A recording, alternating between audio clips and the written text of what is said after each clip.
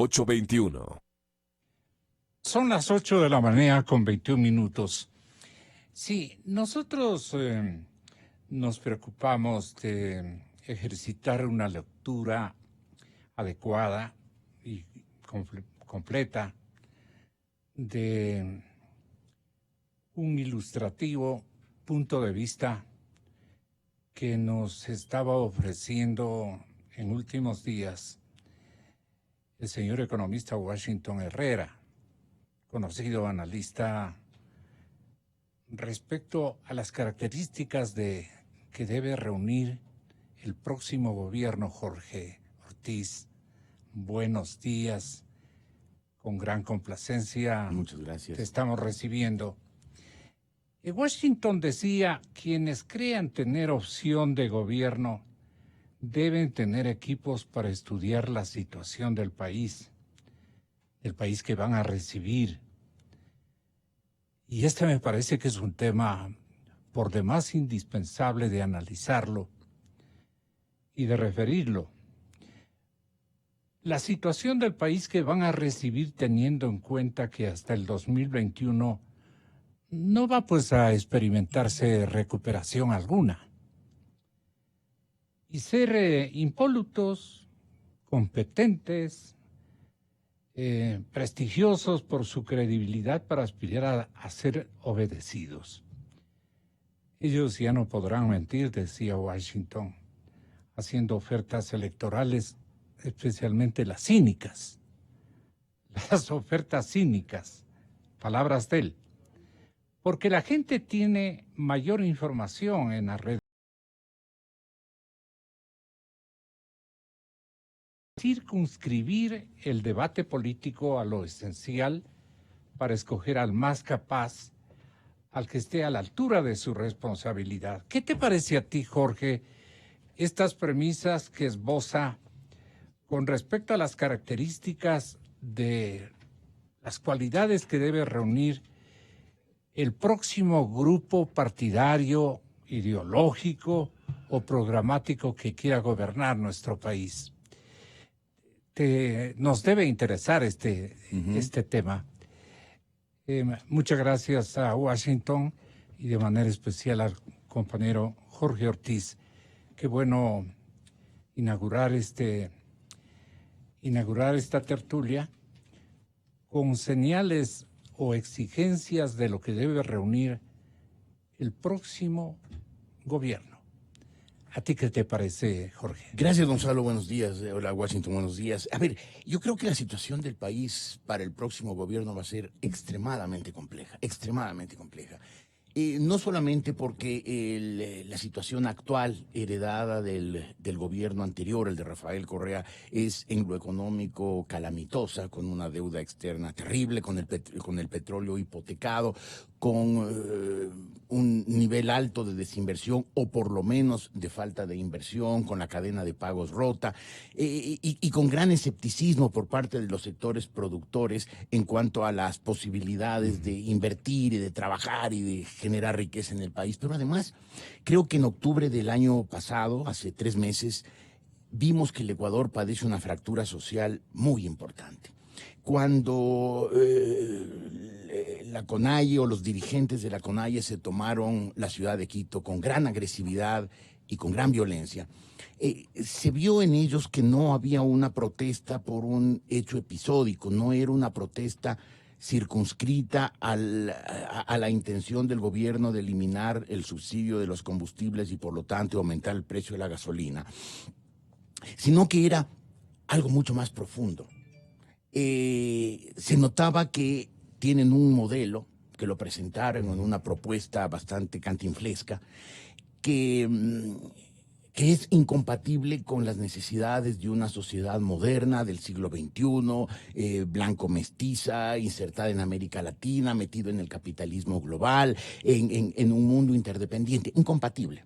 Lo que ellos planteaban era una exclusión. A mí me recordaba como cuando en el Congo belga, que por entonces se llamaba así, se tomó el poder la mayoría negra y planteó una forma de organizar la sociedad en que la gente de otras etnias, básicamente la etnia blanca de origen belga, que había estado ahí muchos siglos, tenía que convertirse casi en parte de una servidumbre e irse. Y que fue en efecto lo que pasó. Y yo sentía que el planteamiento de ellos era un planteamiento así. El gobierno cometió entonces un error, creo que fundamental. Creyó que era mejor no hacer nada con los dirigentes indígenas con los líderes de la protesta indígena, no digo los líderes indígenas, los líderes que generaron la violencia, el vandalismo y la destrucción, que era preferible no hacer nada para no convertirlos en mártires. Y lo que lograron es convertirlos en héroes. Las mediciones, las encuestas, que hay muchas, confirman que la popularidad de este momento del señor Vargas y del señor Issa, entre otros dirigentes indígenas, es alta. Lo cual demuestra que el gobierno tuvo un error capital de concepción de la situación. Creyó que no encauzarlos como había que hacerlos, porque habían violado la ley, habían agredido a la ciudad y habían agredido a los quiteños, y habían cerrado los pozos de petróleo, y habían dejado sin agua Ambato. Es decir, había sido una campaña significativa de agresión a la población. Creyó que el no hacer nada iba a hacer que estos líderes violentos cayeran en el olvido. Y no cayeron en el olvido. Se dedicaron a recorrer el país, a presentarse como los héroes que lograron detener el alza del precio de las gasolinas, dejaron al Estado desfinanciado. En este momento el gobierno no tiene dinero absolutamente para nada, hay un déficit fiscal difícil de manejar. Y para colmo, pues ellos se presentan como unos héroes y la alternativa. Y la alternativa. Y mucha gente, la más ingenua, la menos informada, la más emocional, la menos cerebral, digamos, pues ha caído en la trampa, los admira, los sigue. Y creo que la situación que eso le deja al ¿Y país es la mayoría? muy grave. Si no es la mayoría, es un buen 40%, es una cifra significativa, lo cual le deja al país en una situación complicada, porque a una grave situación económica heredada del gobierno anterior, una situación que en este gobierno no ha tenido síntomas de mejoría, al contrario, se mantiene sin solución. Nos encontramos en una situación política y social complicada, en que unos dirigentes destruyen a la modernización del país, a la creación de una sociedad equitativa, próspera, segura no solamente para la vida, segura para trabajar, segura para invertir, segura para generar trabajo, para generar riqueza. Entonces, el panorama para el próximo presidente, sea quien fuere, va a ser verdaderamente difícil. Y yo creo que la evidencia de que vamos a tener una situación complicada ha hecho que varias personas potencialmente presidenciables estén un poco frenadas. A Jaime Nebot no lo veo hasta ahora como alguien que esté en campaña presidencial. Evidentemente el señor Lasso no está. Algún correísta será puesto por Correa para que regrese, eventualmente gane la elección y les garantice la impunidad a los correístas. Pero veo que hay otros sectores donde podría surgir un outsider, un candidato nuevo que tenga nuevas ideas, que represente corrientes distintas. Pues no aparece porque cualquier ecuatoriano consciente que ve la situación, ve que la situación económica, política y social está tan enredada que el gobierno próximo, quien lo presida, la tendrá muy, muy difícil. Justamente coincide con su preocupación, Washington, porque usted dice quienes crean tener opción de gobernar este país, gobierno deben tener equipos humanos para estudiar primero la situación del país que van a recibir, el país que van a recibir, teniendo en cuenta que hasta el 2021 pues no se van a dar cambios estructurales ni cosa por el estilo. No va a haber una recuperación de lo que este momento estamos observando. Y ser impolutos, competentes, prestigiosos por su credibilidad para aspirar a que sean obedecidos. Esto me parece muy importante porque está cuadrando el liderazgo como una señal inequívoca para poder alcanzar las metas que requiere esta nación. Y ellos ya no podrán mentir haciendo ofertas electorales cínicas, porque la gente tiene mayor información en las redes sociales, porque más aún si los medios logran circunscribir el debate político a lo esencial para escoger al más capaz, pues. Este es el punto sobre el cual querría yo recalcar. Efectivamente, estamos frente a un tiempo de subdesarrollo político irreversible. La próxima campaña electoral va a ser dispersa. Van a haber 20 candidatos, de los cuales 15 serán insignificantes. Entonces los insignificantes y los 5 con opción de poder, ¿no?, para decir teóricamente, lo que veo yo, no van a poder discutir los temas esenciales porque cada uno va a querer engañar al pueblo como salvadores de la patria después de haber pasado unos 4 años de un gobierno que no ha podido resolver nada. Entonces, ¿qué es lo que tiene que hacer la prensa grande, pequeña, la prensa? Empoderarse de la agenda política y económica del Ecuador, porque los candidatos no van a decir nunca la verdad creyendo que con su posición demagógica van a ganar votos y continuarán mintiendo cínicamente que pueden resolver el problema, que no solo puede resolver en 4 años. Pero hay necesidad que los medios de comunicación... Yo creo que los medios tienen que jugar un nuevo papel, no un papel pasivo de preguntadores, sino de cuestionadores en lo que piensan los 20 candidatos presidenciales para resolver el problema fundamental, que es el siguiente. Y Gonzalo, quiero ser muy didáctico, muy sencillo, no quiero meter la técnica económica en esto, en lo que le pasa al país. ¿Qué le pasa al país? Es un país que no tiene ningún factor de crecimiento inmediatamente. Es un país que se sigue endeudando para pagar las deudas. Va a llegar un momento un círculo en que ya no le prestará a nadie, como a Venezuela. Ya.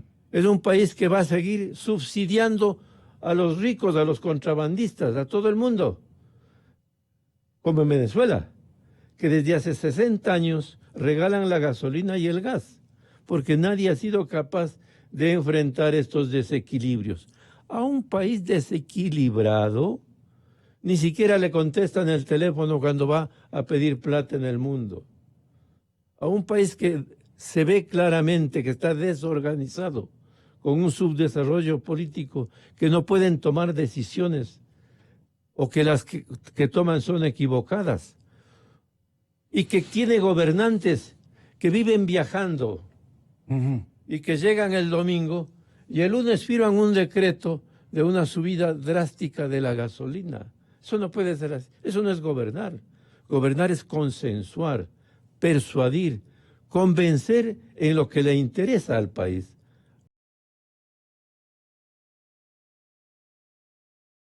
Ridiculez es lo que los periodistas y los medios tenemos que procesar. ¿Cómo actuamos en ese escenario, Jorge? A ver, yo creo que Washington tiene razón en eso, y que sería importante que los periodistas no nos limitemos a oír lo que digan los candidatos. Exactamente. Ahora, claro, sí, lo que dice Washington es un diagnóstico cruel de la situación ecuatoriana. Pero realista. Porque, claro, pero cruel, porque dice los 15 candidatos o los 20 candidatos van a mentir. Y quiere decir que el pueblo ecuatoriano se ha vuelto ingenuo. Yo creo que sí, creo que hemos perdido un sentido de la realidad. Sí. 10 años y medio de correísmo. Es un país atontado. Hicieron que la gente atolondrado. se crea un relato. Durante 10 años y medio en cadenas de televisión, en sabatinas, nos contaron un relato inverosímil. Nos presentaban en las ideas del gobierno. Y la gente se lo creyó. Fue una propaganda malvada, pero muy eficaz, que hizo que la gente se creyera los relatos que nos contaron. En octubre vimos un estallido de la gente, porque como que la gente de pronto dijo, este país que creíamos. Porque yo creo que cuando el mundo se globalizó, o sea, se globalizó tecnológicamente, la globalización es un proceso que empezó hace 1000 años, pero este proceso actual de globalización generó muchas expectativas en la gente.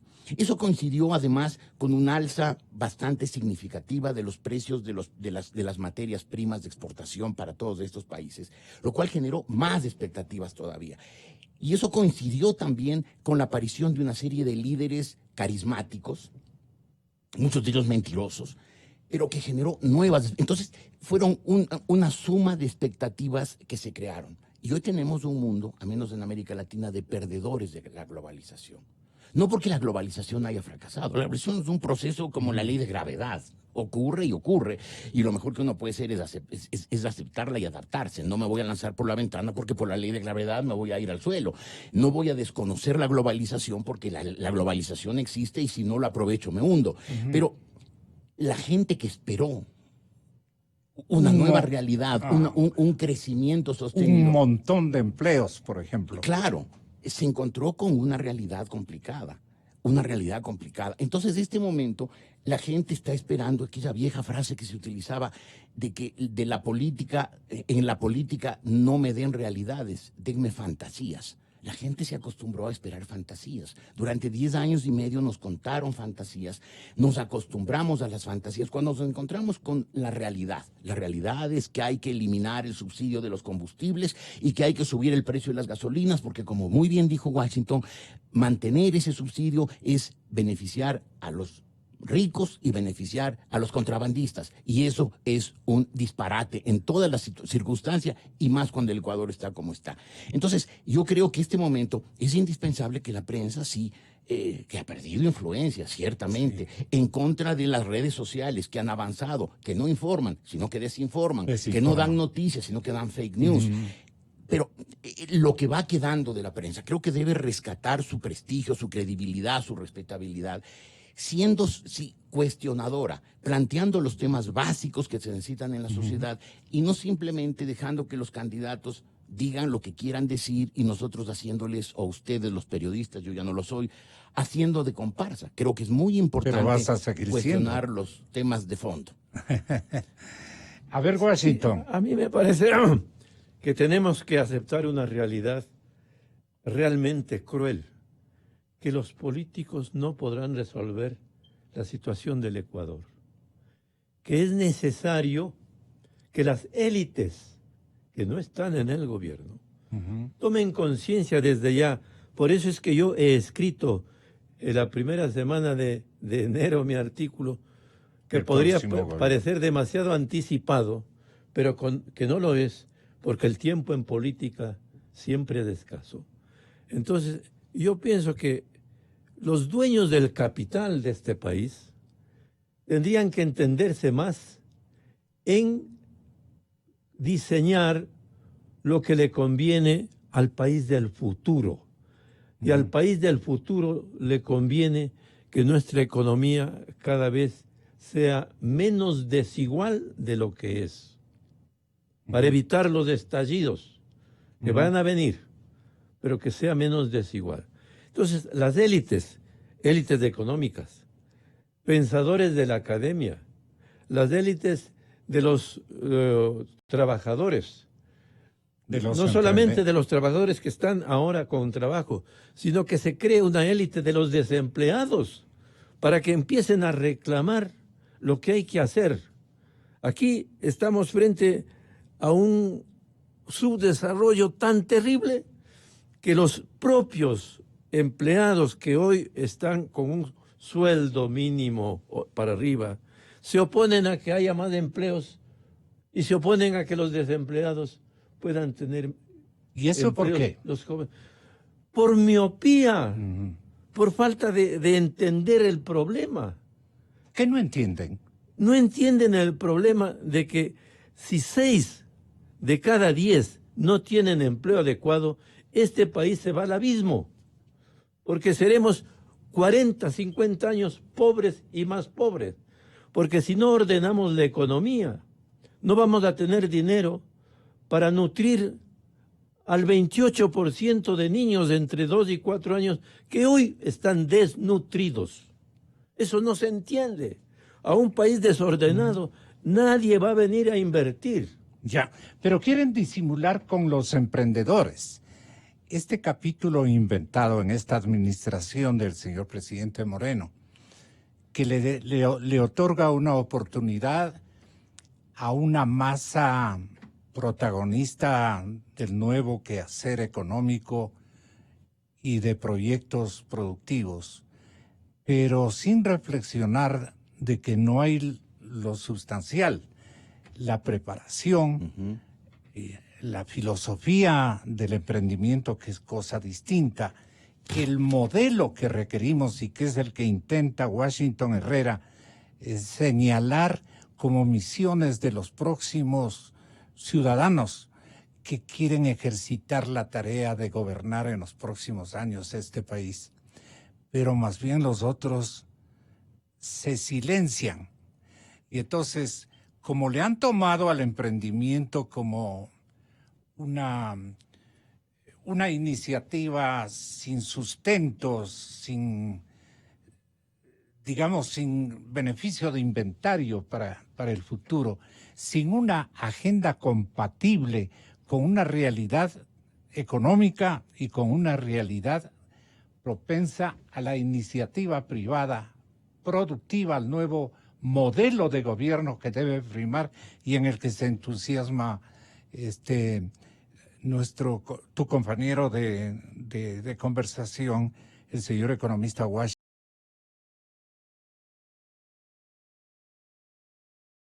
A ver, en el Ecuador, creo yo, Gonzalo, que al contrario de lo que dice la izquierda, especialmente la izquierda más antidiluviana, nunca hemos tenido una sociedad verdaderamente liberal donde la actividad económica pueda prosperar en libertad y donde el Estado sea un facilitador, un impulsor, también un controlador, desde luego, y no alguien no un ente que simplemente interfiera, molesta, cargue impuestos, ponga normas difíciles. Detrás de las palabras de Washington, yo creí entender que él es partidario de la flexibilización laboral. Yo también creo que es necesaria la flexibilización laboral. El momento que Washington decía, quienes tienen trabajo no quieren que se abran trabajo para quienes no lo tienen, entiendo que es eso. La oposición de los sindicatos más belicosos, más turbulentos, por impedir que haya una flexibilización laboral. El momento que facilitas la contratación y el despido, también facilitas que el mercado laboral se mueva más, que los empresarios sean más propensos a la contratación de empleados. Y el problema más dramático que tiene el país en este momento es el desempleo. El desempleo es la desesperanza. Estar desempleado es estar sin esperanza. Tenemos una sociedad, ¿qué te digo?, desilusionada. Pero además persona no tiene trabajo y hay cientos de miles de personas que no tienen trabajo, no pueden esperar nada, no pueden esperar prosperidad, no pueden esperar que sus hijos progresen, que se eduquen. Es una sociedad más bien pesimista. Y para eso lo que hay que hacer como requisito fundamental es facilitar la contratación, de manera que las empresas se sientan libres de contratar, sabiendo que cuando haya movimientos cíclicos de la economía, también van a poder despedir sin tener unas cargas laborales terribles. Sí. Los sindicatos a veces no entienden eso o ideológicamente están prejuiciados, lo mismo que la izquierda. Yo creo además que sí, esto del emprendimiento suena bonito, podría ser bonito, pero tiene el problema de que no tenemos una base, sobre todo mental, no tenemos una sociedad de emprendedores porque no hemos tenido una sociedad abierta. No tenemos visiones. Donde se aliente. No tenemos visiones de país. A eso es lo que quiero referirme, precisamente. Washington Herrera. El emprendimiento está bien, pero es muy poquito para lo que hay que hacer para resolver el problema. Ahora me voy a referir al papel de los empresarios. Porque normalmente... Muy triste el papel de las nuevas generaciones de empresarios a los que yo me estoy refiriendo, los que conocimos nosotros desde el lado de la comunicación. Estamos eran hablando...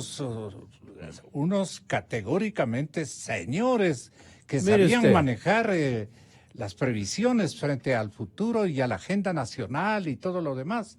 Y tenían buenas ideas. Y aunque sea copiando en el exterior, venían e instalaban sus correspondientes empresas, ¿no? En imitación, que resultaban proyectos lúcidos, efectivos y que les enriqueció a los abuelos de los actuales empresarios. ¿Es una realidad o no? A mí me parece que hay también un desenfoque de la prensa nacional y de los opinadores de la opinión pública. Ten la bondad. Me parece que hay un desenfoque. ¿Cuál es este? En que hay muchos lugares comunes respecto de lo que tienen que hacer los gobiernos. Los gobiernos, ni con los candidatos que puedan ser elegidos el próximo, no van a poder hacer mucho, porque la situación es estructuralmente adversa, dramática.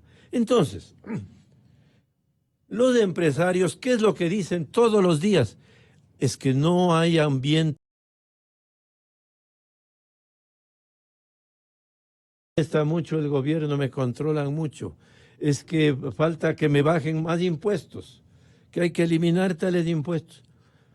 Pero no dicen, yo como empresario voy a tratar de hacer un programa de largo plazo para recuperar mi inversión en 10 años y no en 3.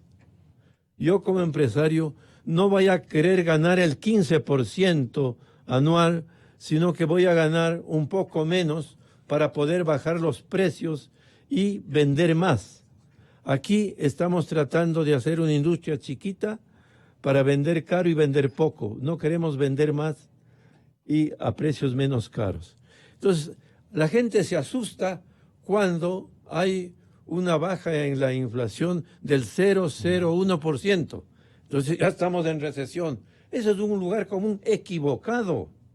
Yo querría que bajen un poco más los precios para poder vender al exterior. Porque una de las cosas que tenemos, un cuello de botella terrible, es que no tenemos nuevos productos para vender al exterior. Pero no porque seamos improductivos o no competitivos, inútiles. No, señor. Hay sectores del Ecuador, y voy a dar cifras, y cifras contundentes, sectores del Ecuador que son competitivos con el código de trabajo de hoy, con los impuestos de hoy, con las trabas de hoy, con el subdesarrollo administrativo ¿En de dónde hoy. están esos Y voy a sectores? decir, Camarones ha batido récord en el año 19 y casi llegan a los 4.000 millones de dólares de exportaciones, vendiendo a todo el mundo, abriendo mercados a todo el mundo, Asia, África, Japón. Pero ellos no se han quejado al gobierno decir, quiero que me firmen más acuerdos comerciales para que me bajen impuestos. No, señor, ellos han ido a penetrar. Ellos mismos. Con gran calidad profesional, tanto en la producción como en la comercialización. Porque una cosa es ser productores sentaditos en la fábrica, en un territorio chiquito como el... Y otra cosa es...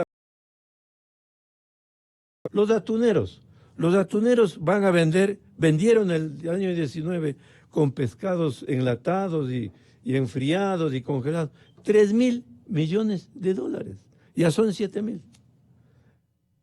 Asimismo, con gran desarrollo tecnológico, invirtiendo y modernizándose.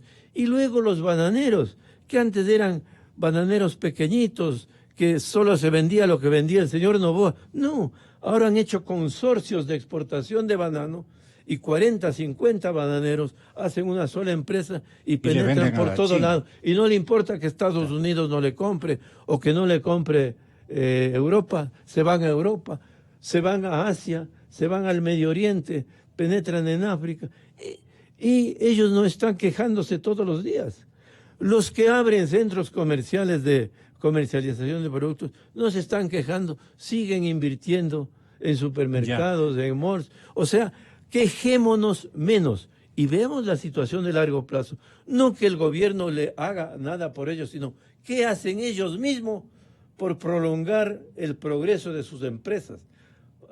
En estos días, una empresa que la conozco bien, porque por razones profesionales, la empresa de paneles de madera con plástico.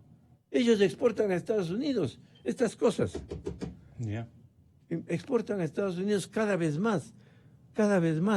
Yo no he oído a esa empresa que le falta algo, paga bien a sus empleados. Entonces nos falta dinamismo. Menos quejas, más dinamismo. Menos quejas, menos apetencia en la rentabilidad. Un país chiquito no puede ser un país, aspirar a ganar demasiado dinero y hacerse un programa de de 10 años para recuperar su inversión. Y va a ver usted que eso sí va a dar empleo pleno, empleo adecuado. Empleo pleno, empleo adecuado. El gobierno no va a poder hacer nada. Los candidatos, todos los que se ven en el horizonte, serán incapaces de tomar medidas estructurales para ordenar la economía. Fíjese usted una cosa tan sencilla que puede entender todo el mundo.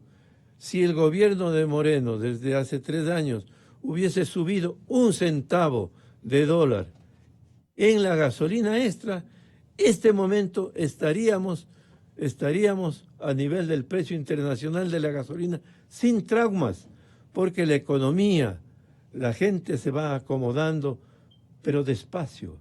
Yeah. Aquí no se puede tomar medidas drásticas como en los países desarrollados. Aquí hay que hacer las cosas persuadiendo todos los días. Como que Persuadiendo. tenemos que acumular un nuevo capital cultural, partiendo naturalmente de modificaciones estructurales a nuestro formato de educación. Me atrevo a pensar que el pensamiento de Alberto Acosta Burneo, constante en un editorial, en un vaticinio de la realidad en el último número de la revista Vistazo, es cómo acumular más capital cultural. Alberto Acosta Burneo esta mañana nos decía: necesitamos nuevas generaciones que tengan una nueva ética, una ética adecuada para el progreso, en donde les enseñamos el progreso. Menciono algunas. Primero, necesitamos una cultura que se base en la confianza y en el respeto, no en la imposición, no en el yo quiero esto y te impongo lo que yo quiero, sino que tiene que haber respeto. Por otro lado, tiene que haber una cultura de trabajo arduo, no la cultura del más vivo, del que yo soy más vivo y por eso me salto a la fila. Eso se refleja en todos los ámbitos de la sociedad. Cuando la cultura que debemos lograr enseñar a nuestros hijos es el valor, lo positivo, el que se destaca, es el que tiene un trabajo arduo, una cultura de la austeridad. ¿Y por qué es necesaria la austeridad? Porque para poder acumular capital hay que ahorrar. Entonces lo que tenemos que buscar es seguir produciendo cada vez más, generar más riqueza, una cultura que valore la generación de riqueza, no que la castigue, no que la critique cuando ve que una empresa está ganando dinero, dice, eso está mal, no debe ganar dinero. Cuando un banco gana dinero es un motivo de titular, pensando, eso está mal. Es una cultura que totalmente distinta, una donde dice, es necesario acumular, generar riqueza, acumular capital, y para eso necesitamos la austeridad, porque solo a través de la austeridad podemos generar recursos para poder invertir. Esto naturalmente rescata la necesidad de un giro estructural del sistema educativo, de acumular otro tipo de experiencias que provengan de las nuevas generaciones y no a la inversa, los padres y abuelos que enseñan a sus nietos y a sus hijos. Ellos nos deben enseñar a plantearnos recambios importantísimos en nuestro formato de vida y de cultura. Yo le entiendo así la preocupación que tiene Alberto Acosta Burneo. ¿Cuál es la opinión de Jorge Ortiz desde el lado periodístico? Y yo decía hace unos instantes, Gonzalo, que el Ecuador nunca ha tenido, al menos duraderamente, una sociedad liberal. Y lo que están planteando Alberto Acosta es evidentemente una ética liberal, es una ética del trabajo duro. Es una ética de la responsabilidad, del esfuerzo, de la competencia. Palabras, muchas de ellas, especialmente competencia, que han sido satanizadas, ¿no? La sociedad debe ser solidaria, fraternal, no, tiene que competir. Y en la competencia se genera riqueza. Esa riqueza después, las desigualdades pueden atenuarse mediante programas sociales. Estos son los estados de bienestar que se hizo en la Europa socialdemócrata desde los años 60 o 70, tras el Plan Marshall y la recuperación de los países de Europa después de la Segunda Guerra Mundial. Yo creo que nos ha faltado eso. El momento que Alberto decía, se cuestiona la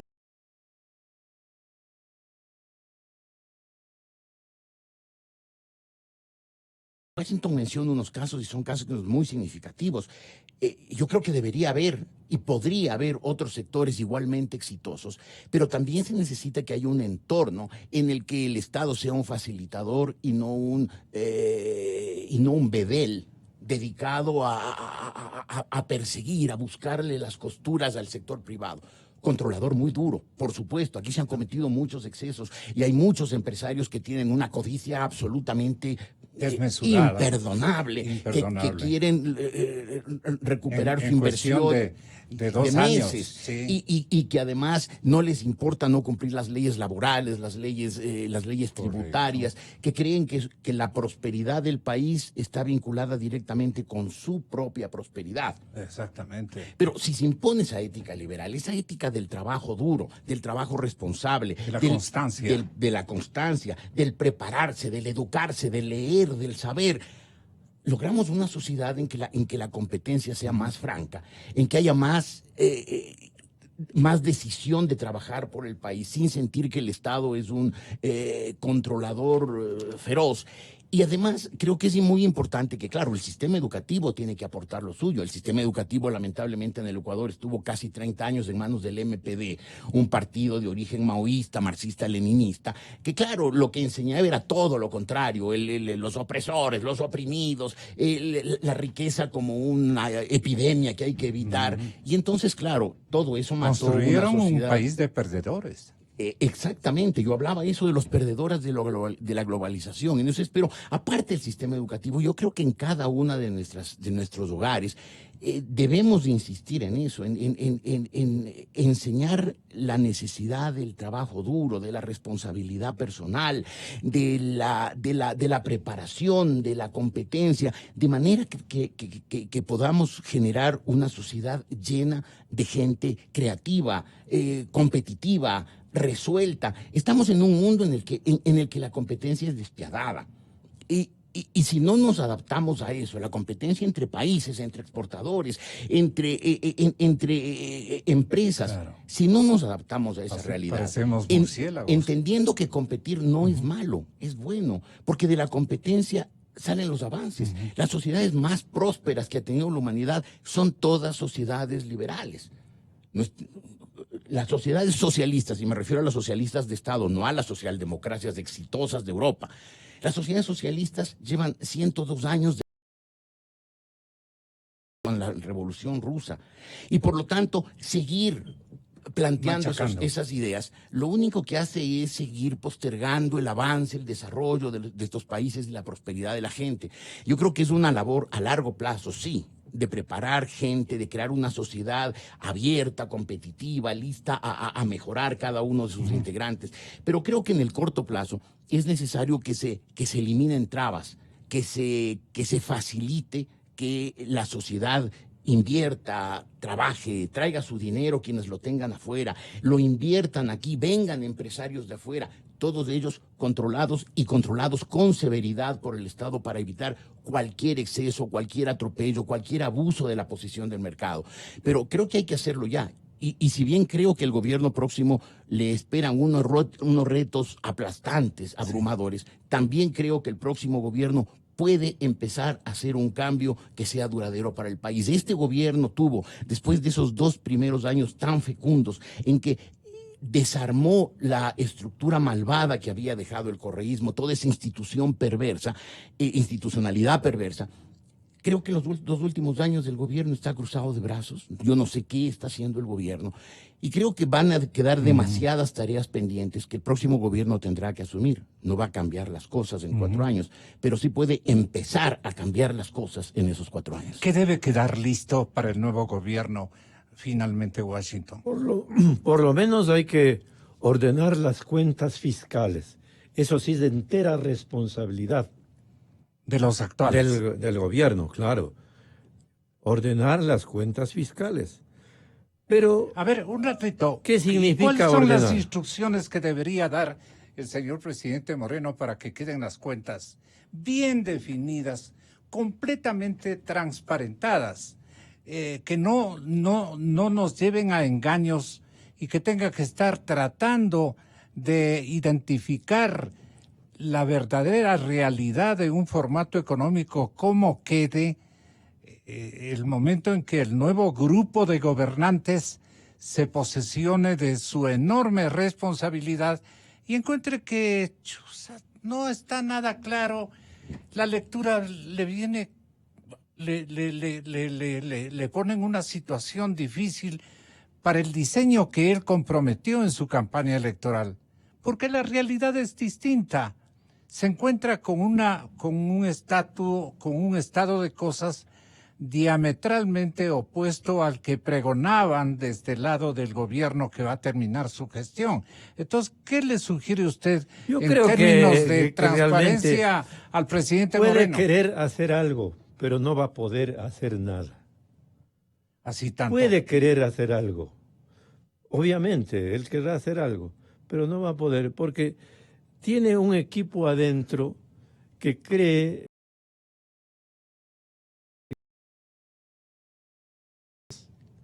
no hay que hacer olas porque eso nos puede anular a nuestro candidato. Ahí tiene que haber una definición.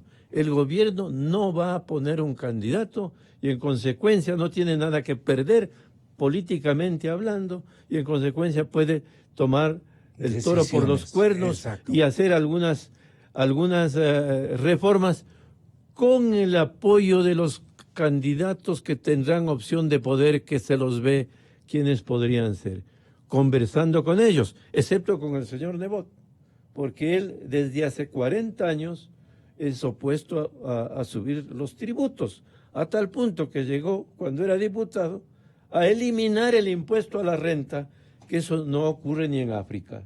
Ya. Y sustituir por un impuesto a la circulación de capitales mediante una tasa a los cheques. Eso es retroer el manejo de la economía a la época de la piedra toscamente labrada. Sí, tanto. No puede ser que alguien se oponga a que se pague el impuesto a la renta. ¿Quién se puede oponer en el siglo XXI? Y el señor Nebot se va a seguir oponiendo porque él lo que busca es decir en este momento todo lo que pueda favorecer a la viabilidad. Así de sencillo. No sé si está claro. Entonces con él no hay que contar, pero con el resto sí. Con el resto de la ¿Usted quiere derecha sí. contar con Con la Lazo, derecha tal vez? inteligente, con los dueños del capital. No diría tanto con los empleados de las cámaras, pero con los dueños del capital, con los propietarios del capital. Con ellos hay que hablar para hacer las cosas. Fíjate que en una encuesta de Sedatos que se hizo en octubre, se preguntó, señores, si no se sube la gasolina, si no se ordena el país, puede peligrar la dolarización. ¿Usted está de acuerdo en que peligre la dolarización o acepta la subida de la gasolina extra? El 62%, según dice Sedatos, dijo que acepta subir la gasolina extra a costa de que se mantenga la estabilidad de la dolarización. Eso está por escrito, eso no estamos hablando en el aire, está en las encuestas. Entonces, si no pueden hacer eso, yo diría que no va a poder hacer absolutamente nada, porque no se ha tomado esa decisión de decir, yo voy a mejorar las cosas y dejo al próximo gobierno un poco encarrilada la economía y va a hacer lo que el Fondo Monetario le ha pedido que haga. Ojalá pueda hacer eso, que significa un cierto ordenamiento pequeño, pero ordenamiento al fin, para que el próximo gobierno venga no a resolver los problemas de la noche a la mañana, como van a decir los candidatos. 500,000 empleos, vamos a ver, que van a venir las inversiones. Fíjese usted, este gobierno, con el ministro Campana, el presidente y los demás ministros, han hecho innumerables viajes y no hay una sola inversión importante que haya venido como resultado de esas visitas a Europa, a Estados Unidos, y siguen viajando, y siguen viajando. Y no hay una sola empresa que sea motor del desarrollo ecuatoriano. Hay pequeñas cositas, ¿no? Pequeñas cositas. Tenemos y los emprendedores que tú decías, Gonzalo, también hacen pequeñas cositas. Eso no resuelve. Lo que resuelve son los proyectos motores que arrastran al desarrollo, como son los camarones, repito, el atún, el banano, el café, el cacao, los emprendimientos de exportación y apoyar a todos los que luchan por exportar. Ahí sí darles todo el apoyo, toda la exoneración de impuestos. Pero cuando ya están haciendo, pues, porque ahora el gobierno lo que ha hecho es rebajar los impuestos a las empresas que podrían venir en el futuro. Eso no es En el así. sector externo está la dimensión de progreso, reservándonos un puestito por allí. Pero ojalá lo sintonicemos y a tiempo, mi querido Jorge. Yo les agradezco mucho por esta gentil colaboración.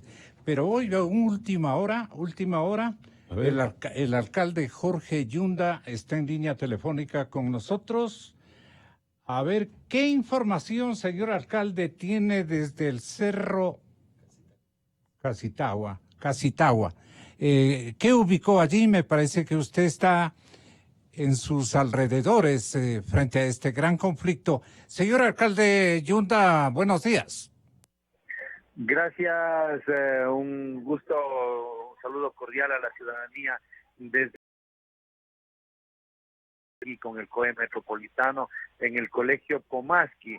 Esto es justamente a las faldas del Cerro Casitagua, donde el día de ayer, a eso de las 10 de la mañana, se evidenció un conato de incendio y pese a que nuestro helicóptero de los bomberos despega a los 5 minutos y el cuerpo de bomberos de la mitad del mundo también se desplaza inmediatamente al sector por el calentamiento que hay en estas olas de calor, por la vegetación y por el viento. Lamentablemente el día de ayer no pudimos controlar este incendio, luego que inclusive se sumó el helicóptero de la Policía Nacional, y hoy desde las horas de la madrugada nos hemos concentrado acá en el Colegio Pomaski, en donde se está trabajando con más de 200 hombres bomberos, incluido también de la Policía Nacional y nuestro helicóptero de los bomberos. Estamos trabajando y esperamos sofocar este incendio que ha afectado a la fauna y flora de un cerro emblemático como es el Casitagua. Afortunadamente no hay que lamentar ningún daño humano ni material, pero sí nos preocupa enormemente la biodiversidad, la fauna y la flora que existe en el cerro. Estamos aquí trabajando y coordinando estas acciones con el Ministerio del Ambiente, con la Secretaría del Ambiente, está la Secretaría de Riesgos y desde luego pues todo el contingente de los bomberos de Quito.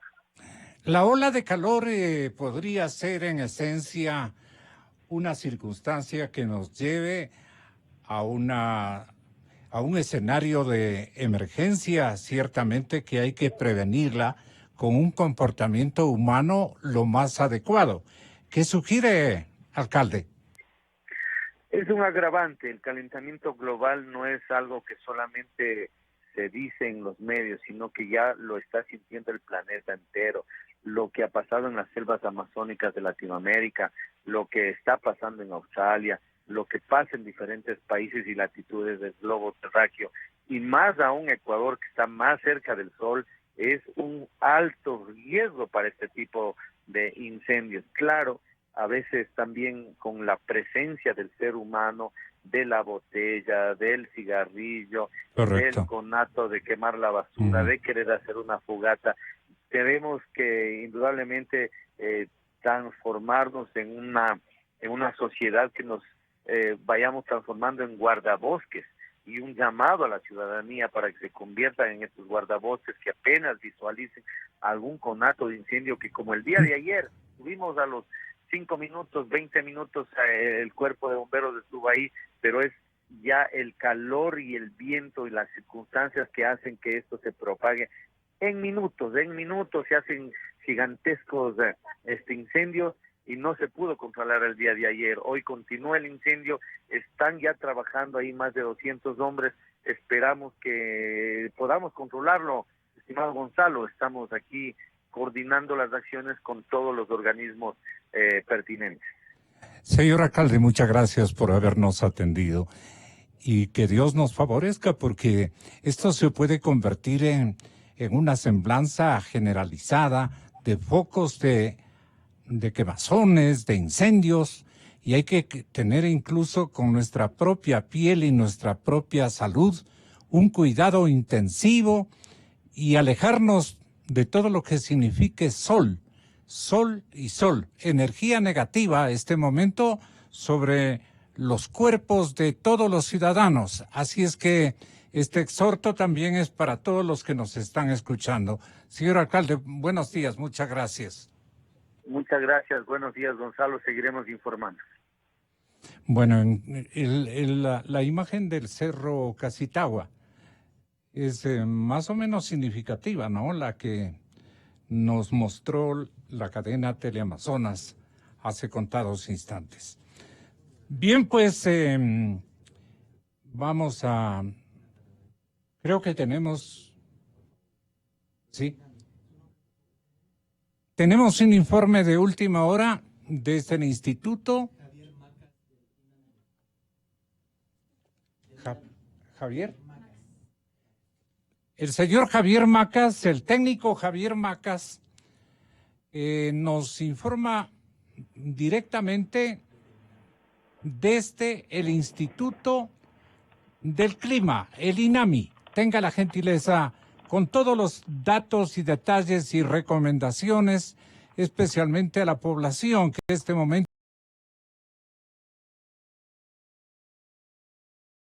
naturalmente de un fenómeno solar muy complicado al que tenemos que atenderlo con mayor cuidado y administrarlo. Tenga la bondad, le escuchamos en el informe de última hora. ¿Inami? Sí, buenos días con todos los radioescuchas.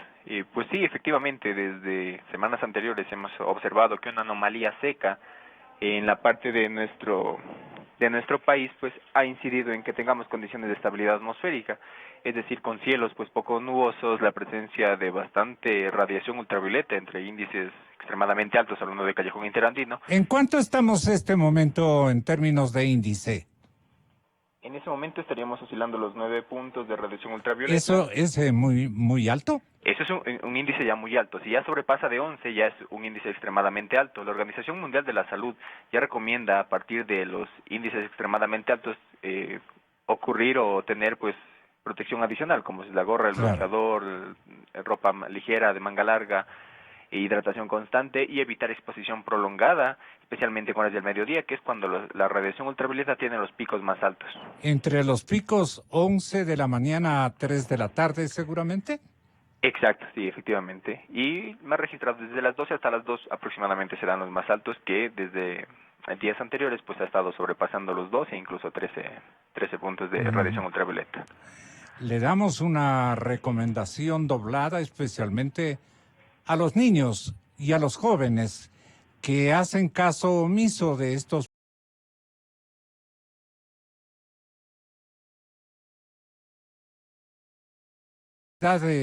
es el que exhibe su piel. Y obviamente a los de la tercera edad, mejor es que estemos bajo techo. Sería la recomendación fundamental, ¿no? Sí, efectivamente. Y las personas más vulnerables son las que tienden a presentar estos problemas, especialmente también de deshidratación. Tal vez un problema que tenemos en general es que no tenemos una cultura un poco más preventiva o de mitigación de riesgos. Entonces, si nosotros más bien empezamos desde casa a acceder a estos hábitos, a ya tenerlos más en la cuestión de nuestras costumbres, pues obviamente el impacto va a ser menor. Los impactos más severos de la radiación ultravioleta se dan a mediano y a largo plazo, entonces tal vez por eso es que un poco lo tomamos hacia la ligera, pero sí hay que tener mucho cuidado, en especial estos días. Y esta temporalidad peligrosa en términos de sol ardiente, ¿hasta cuándo va a durar? Nosotros tenemos aquí pues el monitoreo constante, hablando netamente de Quito. Nosotros esperaríamos que para los próximos días nosotros sigamos con esas condiciones muy similares, donde van a ir dominando pues las temperaturas. Por lo menos una semana más, seguramente. Y como parte de la parte del pronóstico, nosotros hacemos un pronóstico a 48, máximo 72 horas, y damos una tendencia debido a la variabilidad que sufre o la dinámica atmosférica que tiene nuestro país. Hemos observado nosotros que a partir del día 17, la región amazónica ya va a empezar a presentar otra vez nubosidad y mayor humedad. Por ende, pues, por la circulación del viento puede ya seguir incidiendo hacia la parte de la región interandina. Si esta tendencia se sigue manteniendo y si se ajustan otras variables a este comportamiento, tendríamos un panorama mucho más claro de que las precipitaciones el fin de semana ya podrían empezar a denotarse en varias localidades del Callejón Interandino, siendo Quito pues un caso un poco más susceptible a estos bruscos cambios, y posiblemente desde el día domingo pueda ya presentar algo, pero un poco más establecido desde el día lunes. Les recomendamos seguirnos en nuestras redes sociales. Nosotros vamos a hacer el aviso igual las entrevistas que damos para ya tener más certeza. Aproximadamente desde el día viernes ya tendríamos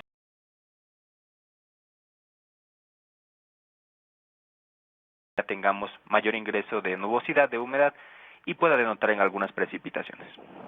Un abrazo de gratitud por los informes que nos acaba de instrumentar. Muchísimas gracias, Alinami. Muy buenos días. Son las 9:17, casi 18. No tenemos por el momento ninguna posibilidad de aludir el tema del Cerro Cacitagua. Con lo que ya dijo el señor alcalde, nos ponemos en perspectiva de lo que allí pueda ocurrir. Que Dios bendiga a esta ciudad. Con toda la fidelidad, con toda la fidelidad.